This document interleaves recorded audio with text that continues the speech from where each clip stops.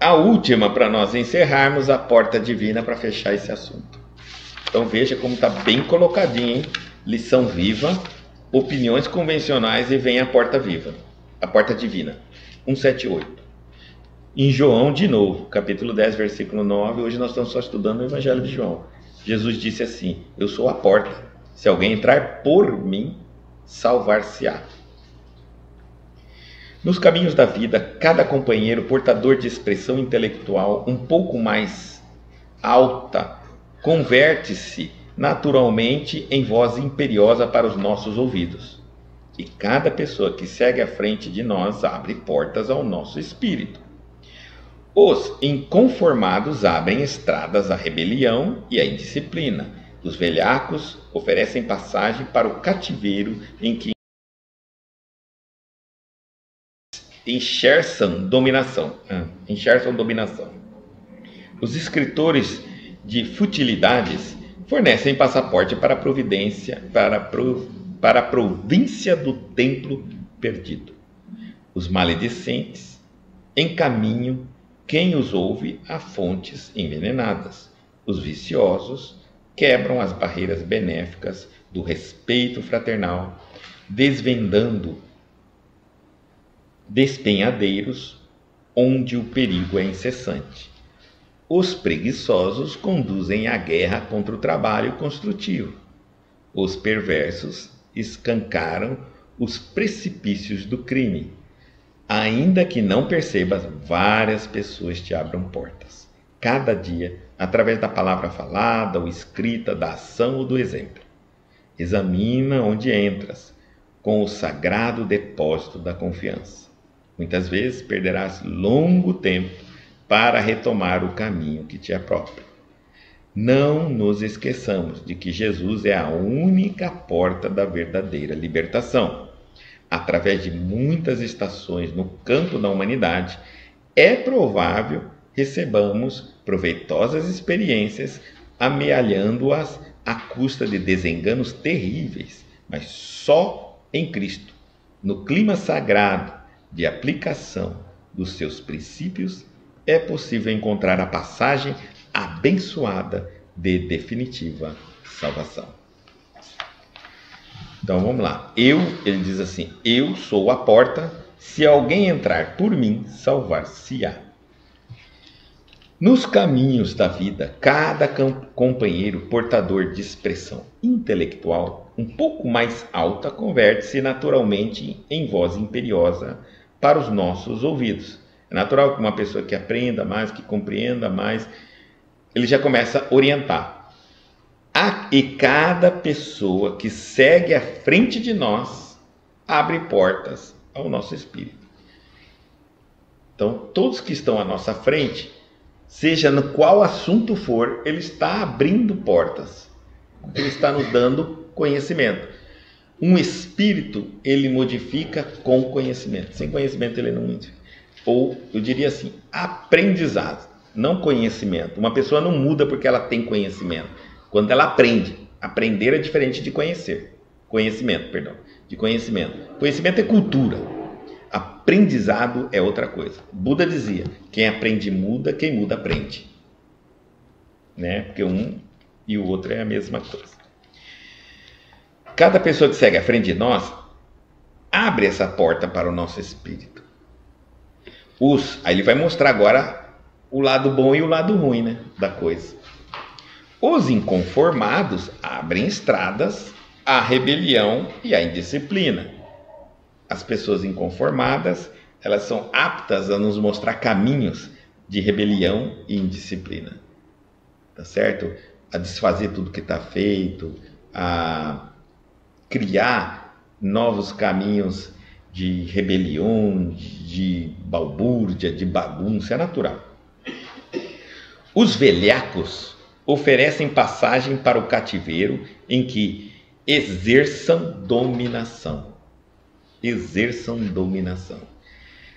Olha, velhacos, eles vão olhar o pulo, vão caçar quem são as pessoas que ele vai dominar.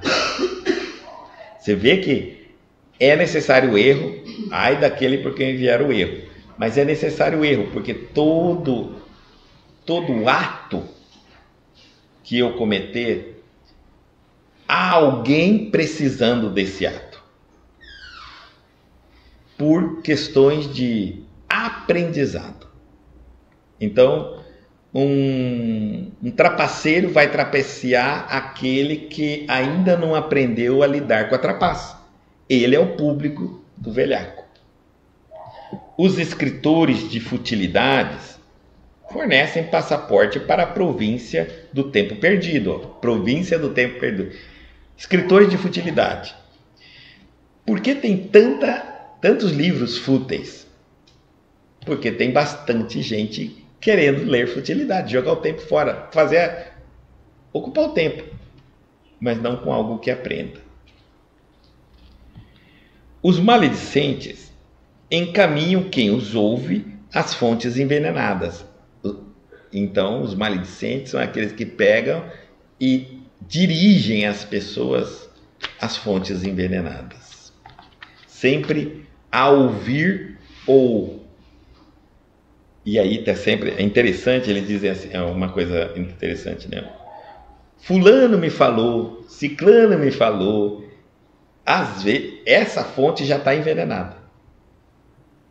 Né? Por quê? Porque eu já tenho a minha visão sobre aquele acontecimento. Eu não estou concordando, estou chateado, estou magoado e falo. Alguém vai falar o que eu falei. Mas essa pessoa que vai falar o que eu falei não está aqui para ter a sua própria impressão, para ter o seu próprio entendimento, para que a hora que ela falar, ela fale com ela. Ela vai falar, o Guto me falou. Compreenderam? Então, e eu posso estar envenenado, a minha fonte. E ela vai passar esse veneno para todo mundo. Os viciosos quebram as barreiras benéficas do respeito fraternal, desvendando despenhadeiros onde o perigo é incessante. Porque o vício nos escraviza. E a escravidão nos tira o direito.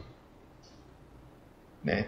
Os direitos de escolhermos, de caminharmos, de pensarmos, de decidirmos. Até de dizer não, o direito de dizer não, ou o direito de dizer sim, direito, né? Como eles quebram essas barreiras benéficas do respeito fraternal? Porque o vício, quando uma pessoa vicia, seja no que for, ela perde na personalidade, na identidade dela, na maneira de pensar. O vício modifica a estrutura do bom senso, da crítica. Uma pessoa, quando ela está viciada, ela fica totalmente entregue à busca da sensação que proporciona aquele vício, seja ele qual for. Jogo, sexo, seja o que for. Substâncias ilícitas. E seu pensamento está modificado, tanto que as pessoas que lidam com o vício dizem que as pessoas viciadas, elas não são mais a mesma antes do vício, elas são diferentes. E se ela tiver que tomar uma atitude para adquirir o objeto de vício dela, para sair daquela sensação de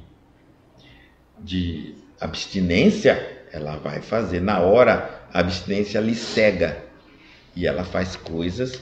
E aí algumas pessoas dizem assim, mas essa pessoa nunca fez isso. Nunca, até que ela se tornou uma viciada, seja no que for. Depois ela é outra pessoa. Ela vive para o vício. E qualquer outra, por isso que ele está dizendo aqui, ó, respeito fraternal desaparece. Bom senso desaparece. Educação desaparece. Desvendando então despenhadeiros onde o perigo é incessante. E aí ela vai descobrir diversas coisas muito perigosas por causa do vício. Tá? Os preguiçosos conduzem a guerra contra o trabalho construtivo. Os preguiçosos, eles fazem tudo para que não elejam o trabalho como algo nobre para o ser humano, como algo edificante para o ser humano. tá? Então, trabalho é bênção. E quando a gente vê alguém tentando trabalhar, ele está buscando uma bênção. Trabalho não é algo ruim, algo maléfico. Trabalho é bom desde que ele promova uma edificação no ser humano, né? Não vamos esquecer disso. Então, o superficial conduz uma guerra contra o trabalho construtivo. Os perversos escancaram os precipícios do crime. A perversidade, ela já demonstra para nós que é um ato que, além da maldade, a perversidade, ela já tenta, mais do que a maldade ainda fica escondida. A perversidade, ela é mais escancarada, mostrando para nós o efeito que aquela maldade, como ele pode usar aquela maldade na tentativa de intimidar a vítima. Então, uma pessoa perversa é uma pessoa que sabe que aquilo que ele está fazendo é errado, é mal, mas ela quer fazer para intimidar. Aí ela é perversa. Por isso que ele está dizendo, o perverso escancara os precipícios do crime. Ainda que não percebas, agora vai continuar, várias pessoas te abrem porta. Está falando, todo mundo está te abrindo porta. Mesmo essa citada por ele e outras na linha do bem. Cada dia, todo dia, através da palavra falada ou escrita, da ação ou do exemplo. A todo momento uma ação, um exemplo que falam, todo o tempo que escreve, que você lê, o tempo todo que você tem contato, tudo isso abre uma porta. Ou um caminho, uma possibilidade. Aí ele está falando assim, ó, examina onde entras com o sagrado depósito da confiança. Confiança é algo sagrado, você não deve depositá-la em qualquer coisa. Verifique, analisa, estuda, para depois você confiar naquilo. Não é assim não. Dê um tempo. Confiança é uma coisa que a gente conquista com o tempo. Então, confiança, a gente tem que ser mais seguro nesse item, nesse quesito. Segura a sua confiança. Leva mais tempo a ficar depositando. Não vai depositando assim, facinho nas pessoas, nos conceitos, nos livros, em tudo. Espera um pouco mais, né? Examina, então, muita vez, perderás longo tempo para retomar o caminho que te é próprio, porque o prejuízo depois que você deposita a confiança e vê que está errado, que está enganado, para voltar, ele é mais dolorido, é mais difícil, exige mais esforço. Então, economiza sua confiança aí, segura ela um tempo, dê tempo ao tempo, para depois você depositar essa confiança. Pelo menos, se nesse tempo você não se sentir convencido, você não perdeu tempo nenhum. Não nos esqueçamos de que Jesus é a única porta de verdadeira libertação, não tem outra. Ele sempre é taxativo. Através de muitas, não é o Jesus humano, é os ensinamentos de Jesus. Através de muitas estações no campo da humanidade, é provável recebamos proveitosas experiências, amealhando-as à custa de desenganos terríveis. Tá, vou parar bem por aqui para dizer, olha, está dizendo bem claro, ó, lógico, depois de diversas reencarnações, várias situações e experiências na sua vida, é natural que você já tenha colecionado à custa de desenganos terríveis, de muitos erros terríveis. É natural que você adquiriu uma certa experiência. Mas só em Cristo, no clima sagrado de aplicação de seus princípios, é possível encontrar a passagem abençoada de definitiva salvação. Ou seja, se toda a sua experiência, se todas as situações que você viveu, você não aprendeu com o clima sagrado dos ensinamentos do Cristo, você não aprendeu nada. A gente até tem um ditado popular que diz que experiente não é a pessoa que passou muitas coisas, mas o que aprendeu com as coisas que passou. Porque passar por muitas experiências na vida, difícil, tem pessoas que chegam assim, eu já passei por muita, eu sofri muito na minha vida. Isso não significa nada. Porque se ela não tiver um clima de evolução, um clima espiritual, ela pode estar revoltada com tudo que ela aprendeu, e então por tudo que ela passou. E isso significa que a própria revolta já significa que ela não aprendeu. A revolta é o sinônimo de incompreensão. Por isso que eu estou revoltado. Eu não entendi por quê. E como eu não entendo, eu acho que é injusto. E como é injusto, eu não aceito. Quando eu coloco uma visão espiritual, uma visão cristã, eu vou entender que Deus é perfeito, portanto, nada é injusto. Tudo que te aconteceu, tinha que te acontecer. O porquê que aquilo aconteceu, agora você vai atrás. Não fica bem diferente? Uma visão espiritual sobre um problema é bem diferente de apenas passar pelos problemas. Muitas pessoas se revoltam e eles alegam que a revolta é experiência adquirida.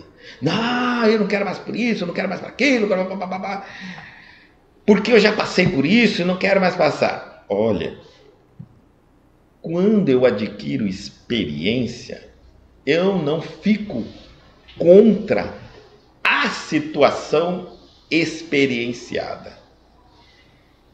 Eu entendo que aquela situação ensina muitas pessoas como me ensinou. Vou dar um exemplo para vocês entenderem. Vamos supor que eu fui um usuário de uma droga. E passei por várias drogas. E consegui me libertar da droga. Pelo menos resistir contra a droga. Eu aprendi com isso. Olha só. Um que está dentro da droga e ainda não aprendeu a droga. E o outro que saiu da droga e aprendeu. Quem aprendeu com o uso da droga entende que, às vezes, o ensinamento que vem de quem usou droga e saiu ajudaria muitas pessoas a aprender a não entrar por aquele caminho. Mas, se ela não aprender antes de entrar, aquele caminho é a única forma de aprender. Compreenderam?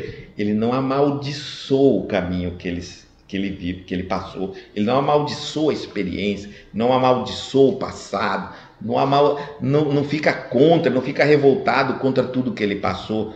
Pelo contrário, ele vai entender que cada coisa lhe ensinou algo. E que isso ainda vai acontecer com outras pessoas para que as pessoas também aprendam como ele. É natural. Então ele não está revoltado. Quando eu estou revoltado, eu não aceito a experiência. Entenderam? E então eu quero acabar com aquela situação. Eu não vejo nada de bom nela. Nada de bom.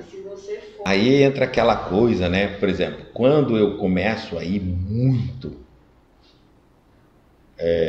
desequilibrado contra uma situação que eu passei e não aceito que ninguém mais passe por aquilo para não passar pelo que eu passei, eu não aprendi nada.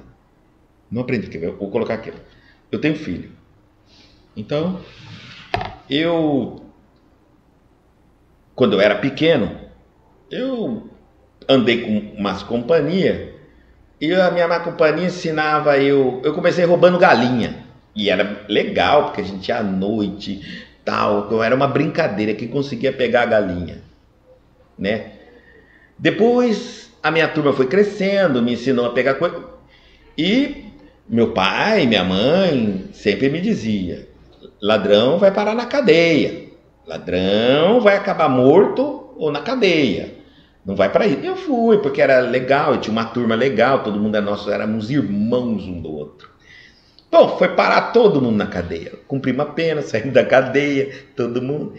E agora eu aprendi, né? Eu não tenho raiva do meu passado. Aí eu tenho um filho, e o meu filho começa com a mesma coisa, dá com uma companhia.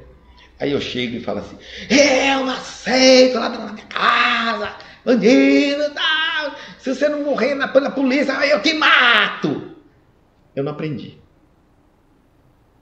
Porque o meu filho vai dizer assim: papai, hoje você não é mais um ladrão. Mas quem te ensinou a não ser ladrão?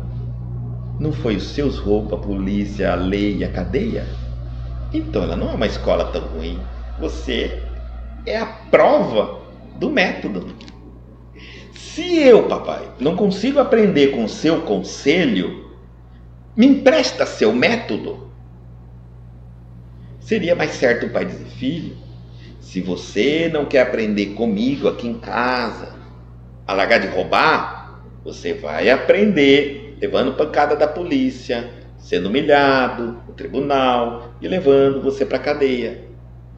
Foi assim que eu aprendi e não sou hoje o pior ser humano do mundo. Eu só não quero esse louvado método, porque me ensinou. Eu não posso dizer que isso aí não presta, que isso aí não tem valor, porque eu sou fruto dele. E se eu sou fruto dele, quantos milhões de pessoas não são? Mas o método não serve para todo mundo. Mas isso não invalida o método, certo? Então vamos lá. Filho, eu só espero que um dia você não precise deste método. Mas não quero destruir todos os ladrões do mundo, matando você, seus amigos, seus colegas. Você está me entendendo o que eu estou querendo dizer? Eu não fico contra a situação. Eu entendo, quando eu entendo o que eu aprendi e respeito a situação. O que eu estou dizendo aqui não é algo tão assim aleatório, não. Também tem apoio dos homens de grande sucesso do mundo. A gente percebe que as pessoas mais bem-sucedidas no mundo têm muito orgulho do passado, da miséria que passou, dos pais desequilibrados que teve, da falta de família, das humilhações. Por que que eles têm orgulho daquela situação? Porque eles os tornaram o que são, pessoas diferentes. Nós, quando aprendemos, não temos contra a vida na Terra, nem os acontecimentos ruins, nem as situações difíceis do planeta.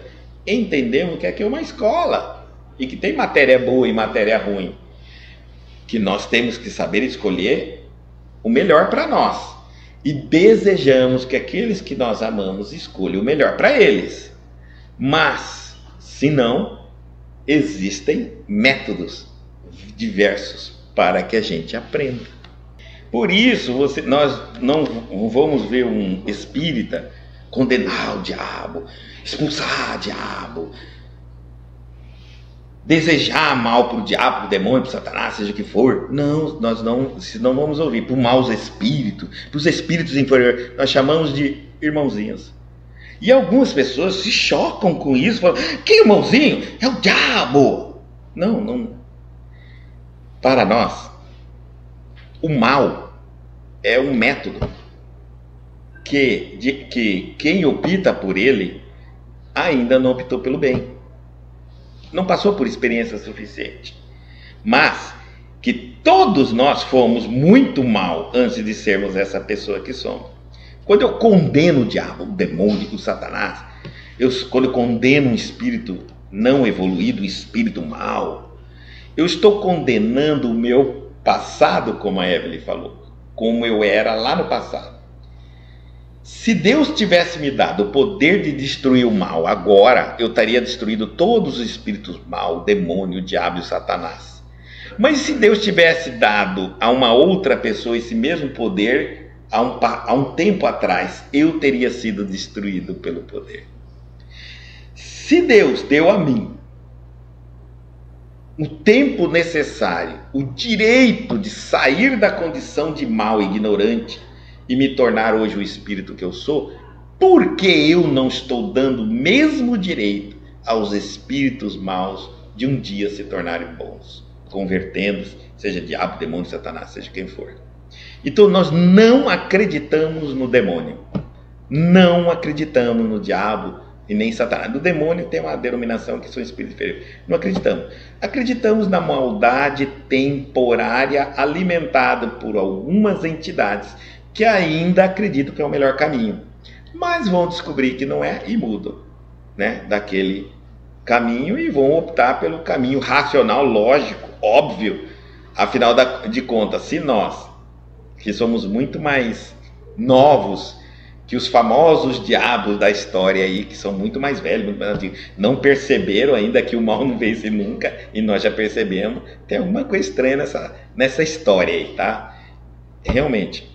Então, por isso, nós não praguejamos o mal, nós acolhemos o mal e tentamos doutriná-lo.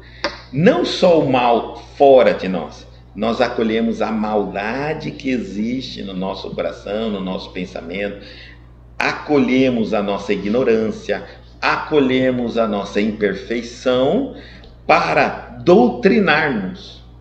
Nós vamos nos doutrinando. Não, como falou, não desanime, não fraqueja, né? Continue. Vamos gradativamente nos doutrinando mais uma vez. Agora você fez certo, de novo errou, volta, de novo acertou, e assim nós vamos nos reformando intimamente para um progresso infinito. Nunca contra o mal. O mal é um caminho, o mal é uma opção, o mal é um método para que todos aqueles que um dia escolherem o mal deem valor ao bem e quando retornarem ao bem entendam que chegaram ao sonho tão perseguido por eles, porque ninguém é mal porque quer sofrer, todo mundo é mal porque acredita que aquele ato mal é a solução para ele alcançar o que ele quer, ter prazer, satisfação. Ele persegue aquilo, mas um dia ele vai perceber, entender que era o bem e que ele estava enganado, então ele deixa de ser mal, porque ele vai continuar perseguindo o seu próprio ideal.